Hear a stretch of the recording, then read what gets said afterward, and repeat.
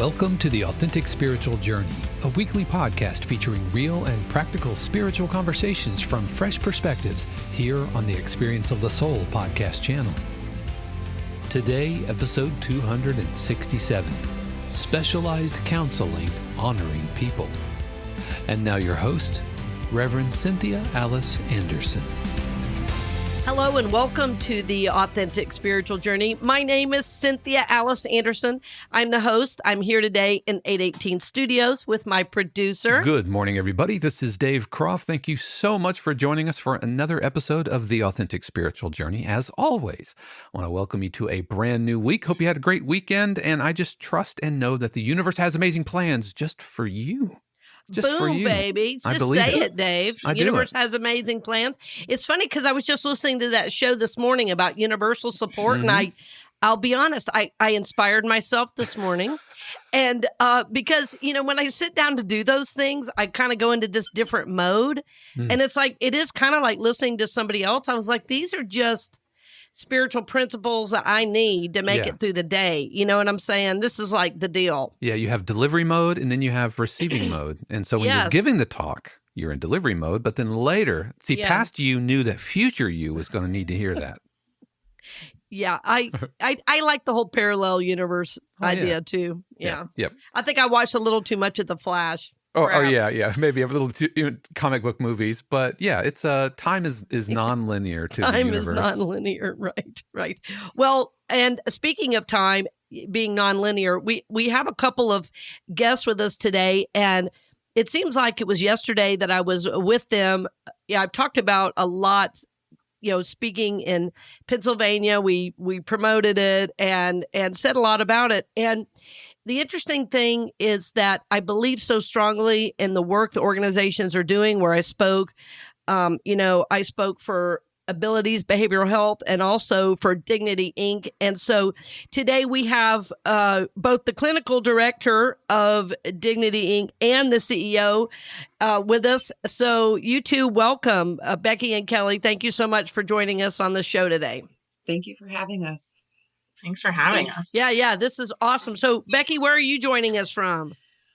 I'm joining you from my basement here we're in Warrior Run, Pennsylvania, which is not too far from Wilkes-Barre.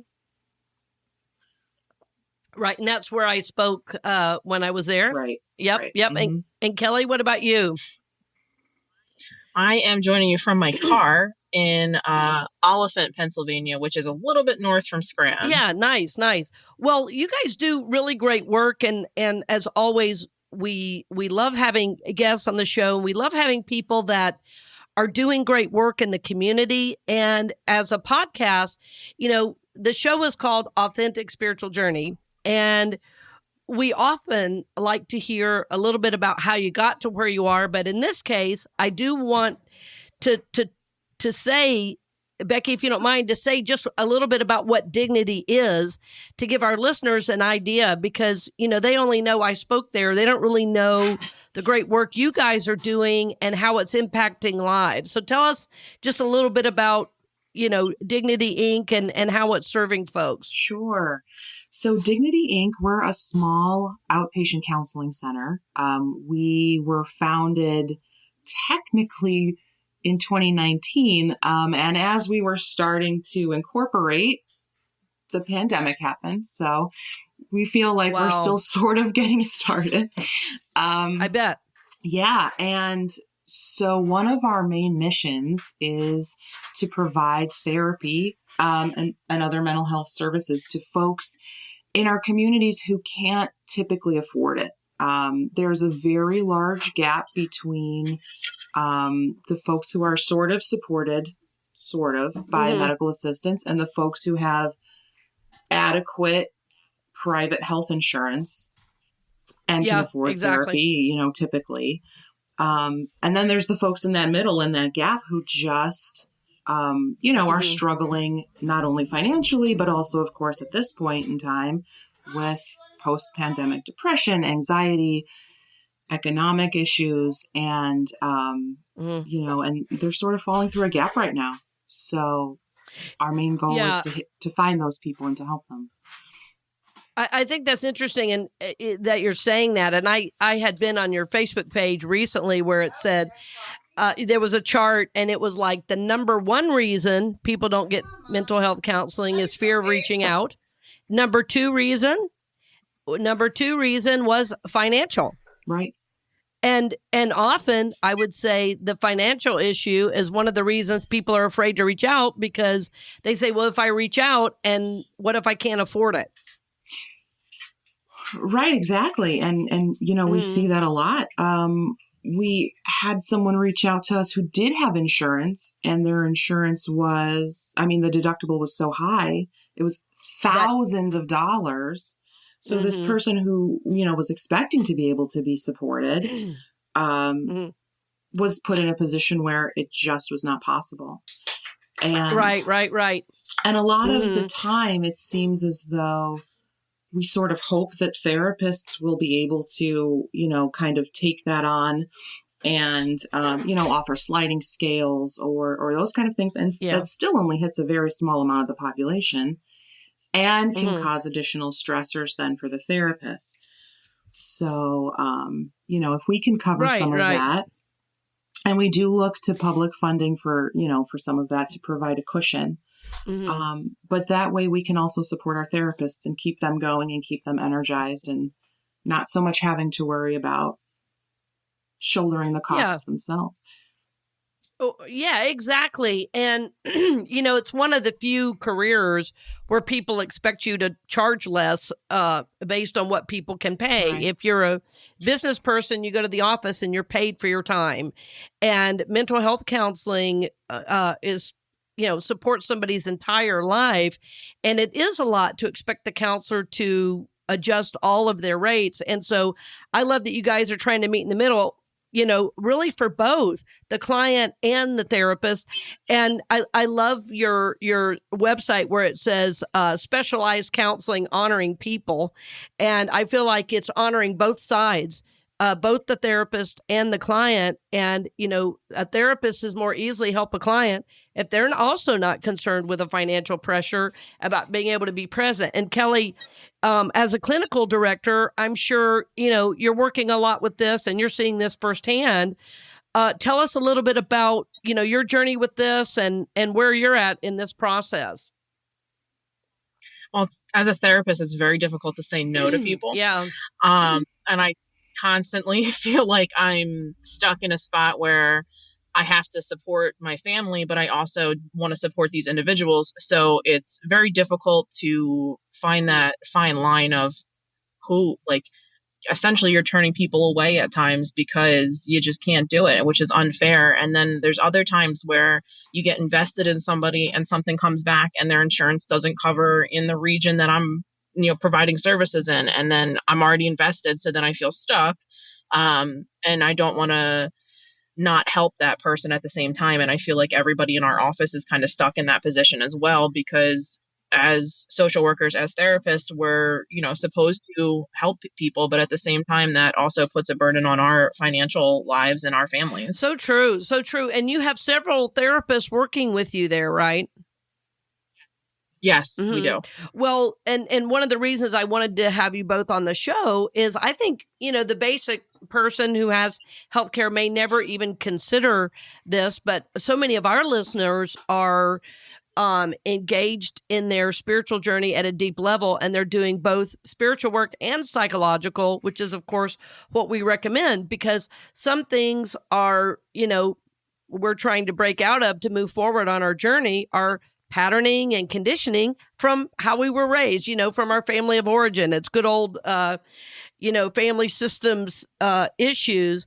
And that we found, and I have found in my own journey, that I can only go so far if I don't deal with the emotional and mental things that are holding me back. So, we believe strongly on the show and the work you guys are trying to do, and really want to support that. It's one of the reasons I wanted to bring you on, because some of our listeners are very generous. And I thought, they may want to go on and just contribute, which I'm pretty sure they can do on your site. And, a large portion of that will go, right to supporting the client getting the therapy they need. That's right, isn't it? At godignity.org. That's right, Becky. That's right. And we have a link for our PayPal right on the Facebook page as well. And 100% of any of the publicly 100% contributed funds go directly to providing that therapy cost. Yeah. We do accept private insurances too. So the folks that come in, that have private insurance, we're able to fund our operating costs, the costs Right. for the building and utilities. So, so we want to direct as much money as we can right into the fund to help folks. I think that's really, really good. And I think our world, especially right now, I can't remember, I think this was pre-show, we were talking about this, because you started it coming out of the pandemic, there is a great deal of depression, as we've seen. The suicide rates are higher right now. And I think they are higher. I had looked it up at one point, and it's also more reported on now because I think people are getting more aware. And, just for our listeners, and Kelly, feel free to speak to this as well. If we know somebody in need, say that is in depression, what's the best course of action for us to take as a friend or concerned family member? Do we reach out to you guys, to a suicide hotline? I mean, this is what's really happening right now. And I just want to make sure we don't just gloss over that, because these are really tough times for a lot of people. We always encourage people to use the suicide hotline, the 988 number, or their local suicide hotline number that's in their counties. For Dignity specifically, our clients and our clinicians typically have a cell phone number that people will reach out to if they're in need.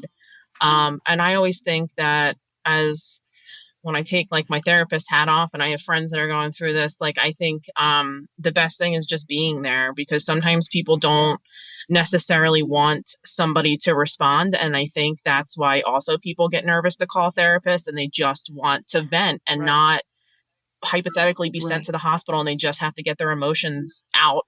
So I think just being there and listening is probably the biggest thing that anybody can do. Holding space for people is so incredibly important. And I think we all get a little bit into this headspace of, well, how can I help? How can I help you fix this problem? How can I solve it for you? We don't necessarily always need that. We need someone to sit and hold our hand and just be there, share the energy. Yes, I think you're exactly right. And I've certainly experienced this in ministry and the counseling I do also one-on-one.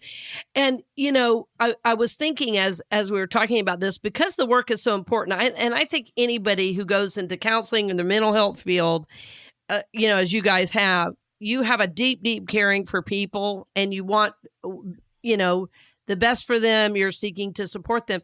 How did you, move into this? Becky, you want to talk about it first, since you're the CEO. What was the driving force behind you doing this? Was it your personal experience? Was it tell us, what led to Dignity Inc.?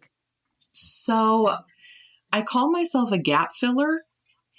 And my background is in clinical psychology, but most of my career path has been working in home and community-based services, supporting folks with intellectual disabilities, supporting autistic adults, and helping them kind of live their lives. I was a behavior specialist for quite a while. I still am, technically.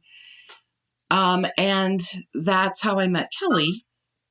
We were working, together on a couple of cases. And as we've just, provided support to folks, one of the big gaps that we see, especially in our area, is quality mental health care for folks with intellectual disabilities and with autism.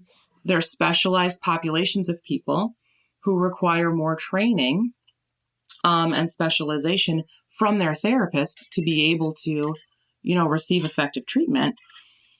And it doesn't exist in large capacities in our area.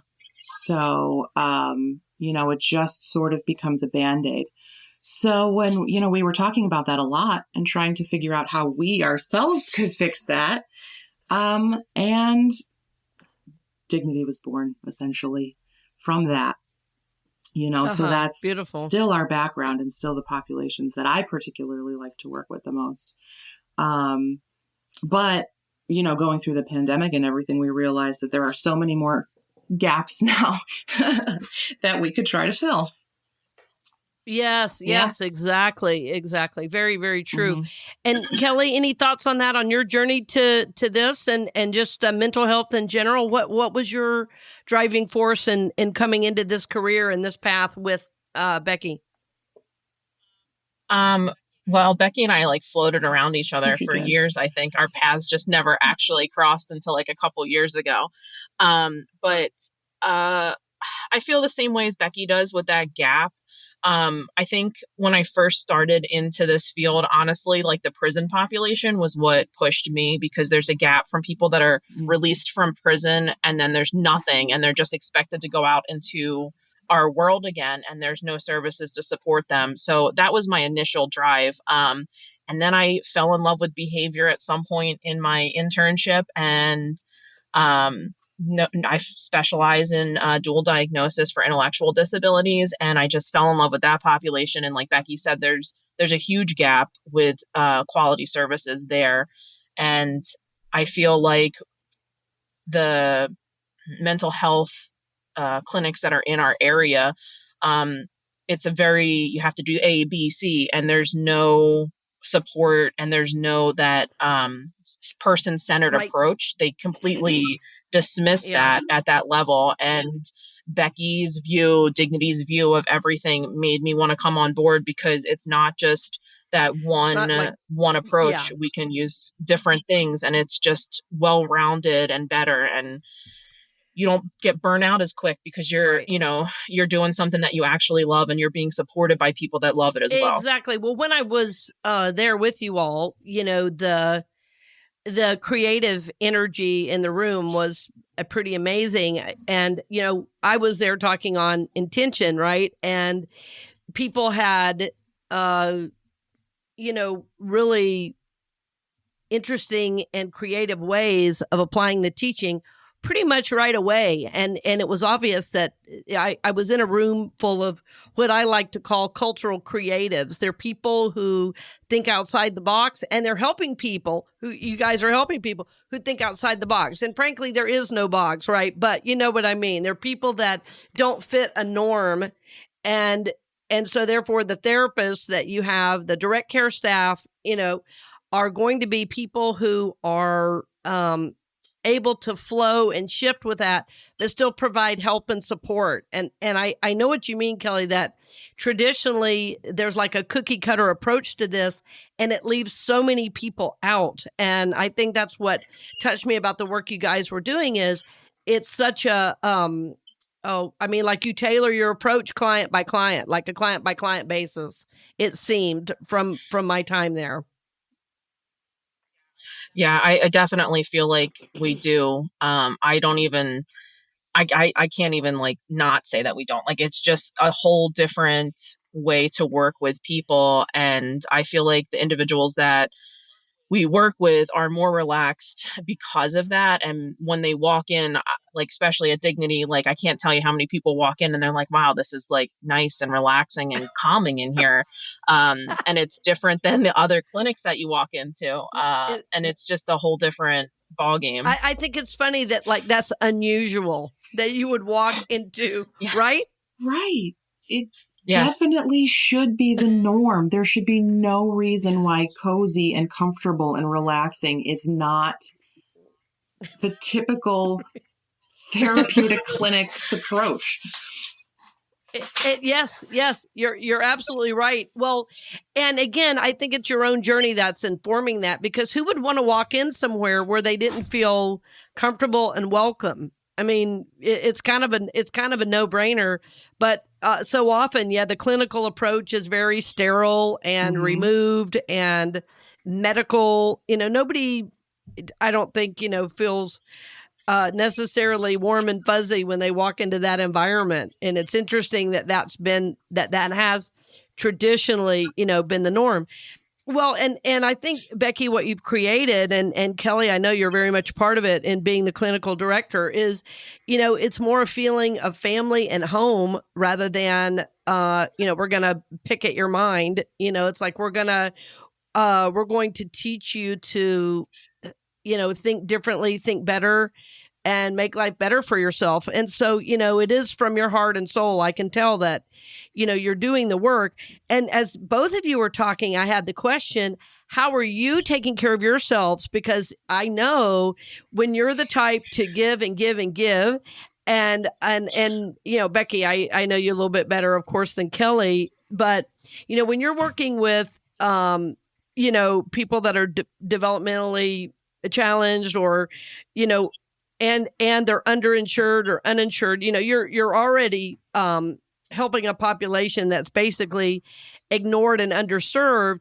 I know if you're doing that, your heart is big and expansive and you're always showing up. So my concern or my hope for you guys is that you're caring for yourselves in all this. So, and I'm saying all this, I want to pause to say, we have listeners all around the country, around the world, and so many of our listeners are helping professionals. They're nurses, they're doctors, I have a friend who listens in Uganda. He and his wife are literally serving like 150 kids, just them. I mean, they're just, so many of our listeners around the world are doing great, great work. And it's like, we want to take care of ourselves so we don't forget that we have to take care of ourselves to be able to continue doing the work. So either one of you want to talk a little bit about your self-care and how you, or you're laughing because you're like, what self-care? How do you? No, I definitely am. But I just know that Becky and I constantly are like, we need to do this. We need to do this for ourselves. And then it's just, whoop. But for me personally, I am really big into weightlifting. Oh, and awesome. that helps me balance. Mm-hmm. I do that pretty much every morning, which is another reason why I run late every morning as well. But if I don't take the 30 minutes I need for myself, then I definitely feel unbalanced. I also, involved in my treatment, I believe that food is a very big cursor to mental health. And I'm very big into what I eat, what goes into my body, and I pay a lot of attention to that. But that also at the same time is a self-care tool for myself because I love to cook, I love to bake. So all those things I throw in to there. And then I also, Dignity definitely supports the clinicians within their self-care, which is included in the rate too for the therapist in their contract to encourage that. So whether it's pedicures, which is another one of mine, and other things like that, it's all there. Cool. Oh yeah, I think that's all really important. And you haven't mentioned it, but you're also a mom of a 3-year-old, right? Yes. Right. So that 4-year-old. 4-year-old going on. Yeah, 15. exactly. So in other words, you're very busy. And I think that's really good for our listeners too. It's good for me. I'm a mom. My son is 16 and it's a lot to manage in a given day. And I think sometimes people get the idea that, oh yeah, self-care is for people that have all kinds of time. And really you just make the time, within your day, because it's really a self-worth thing that you remember that you're worth it and that, when you're taking care of yourself, it really fuels the other work and you're able to do the other things you're called to do even better. That's what I think. My exercise I do is jujitsu. I found it about a year ago and I love it. And I think without that, I would be a very different person right now. It really has provided me with a lot of beautiful connections, emotionally, physically. It takes me out of myself. I get lots of correction for what I do, because I'm still in a real learning phase. So all those things for me are a part of my self-care. They help me always be in a position of learning, of growing. And then I can take some of those lessons and apply them to my clients, to my speaking, et cetera. Like one of the key things recently that's really helped me personally and professionally is there's a jujitsu move when you do it and the professor says, look through the problem. What a great idea. Look through the problem. Now, somebody could have told me that in a therapeutic session. I'm not sure I would have taken it in in the same way that I did physically when somebody was pinning me down. It was like, okay, how do I look through this problem, relax and breathe, and still figure out a way through this? I don't have to look down at the problem. I look through the problem and figure out a new way, right? So I can apply that to any area. And what I thought I was doing was just exercising, but that's what I mean. The self-care is super, super important.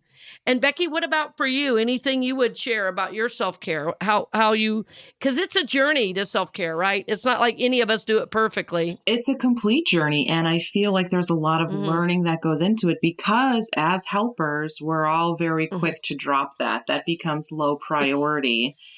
Right. And sometimes it feels silly to say, no, I need to take a minute to do X, Y, or Z. I need to take this hour to go get a pedicure. It's not luxury. It's not frou-frou. It's self-care. Myself, I'm a creative. So I do painting, I crochet, I do crafty things. Once a year, I pull out my Cricut and do something with like some vinyl. I don't know. But well, yeah. Oh, sorry. Go ahead. I was just going to say, when you were talking about your jujitsu and looking through the problem, it's so amazing to me how really our mental health care is so holistic. It's a part of all of our bodies, part of all of ourselves. So it's not like we can go to therapy and then put our therapy session on a shelf for the next time. Right. It encompasses everything that we do our entire life. So the more that we can support ourselves throughout our journey, the better off we are. And the more that we can help other folks in the community get there too, the better the community is in general, I think that's exactly right. I in my late 20s, I had a physical issue that really led to a more holistic approach to my life. Frankly, I was dying and I didn't know. And Kelly, as you were talking about food, it was actually food related. I didn't realize that I couldn't have wheat. So I had celiac disease and didn't know it. And so I was basically killing myself with what I was eating.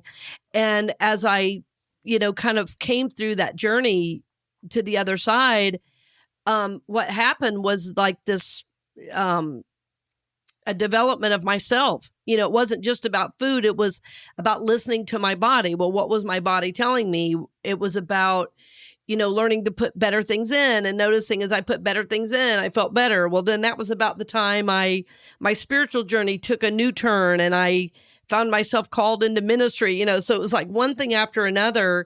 And it is, as you say, Becky, a holistic approach. And that's our work on the channel. We often say it is holistic. It is at times challenging and at times confrontive, because we want to confront our own limiting beliefs so that we can grow past those, and into the new person we're really being called to be. And I think it helps our whole lives, ourselves, our families, and then therefore our communities and world. Like, I think all the problems we see in the world right now, what if there were people who were supported in knowing their own power? What if there were people that knew that they were loved, that they were cherished, that they were valued, and that they knew that value? All of the problems we see in our world would go away, because the things we see in our world today are people that feel unloved, unsupported. They are depressed. They are feeling separate. They are feeling unworthy, all of those things.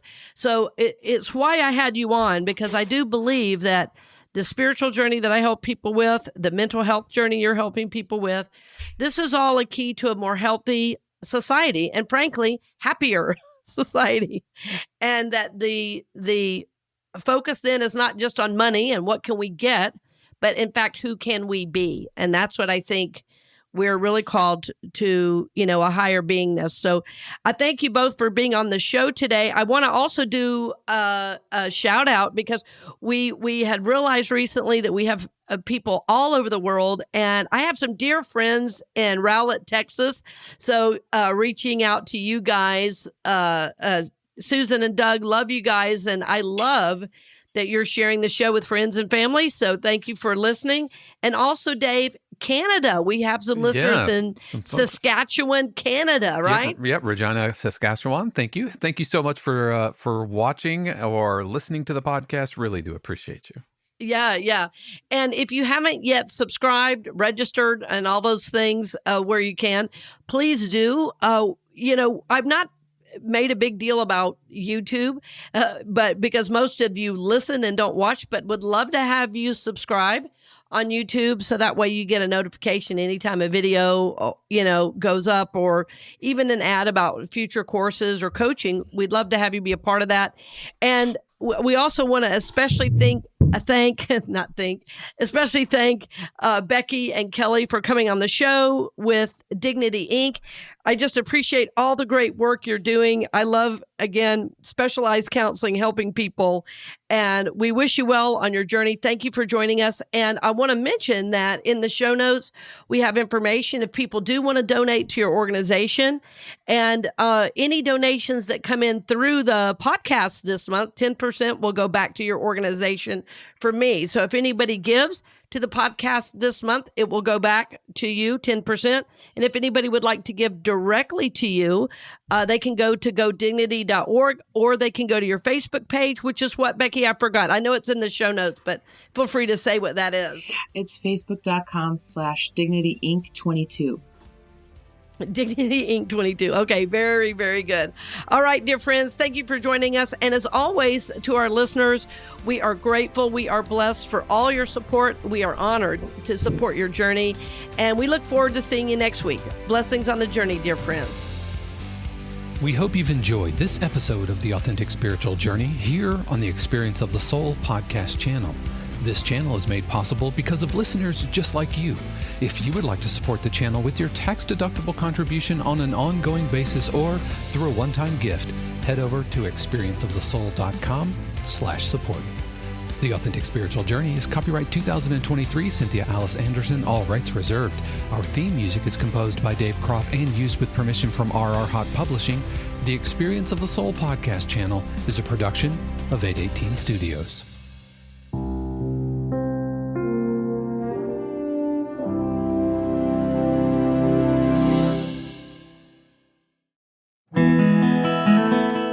Hey friends, Sean here, your Experience of the Soul producer.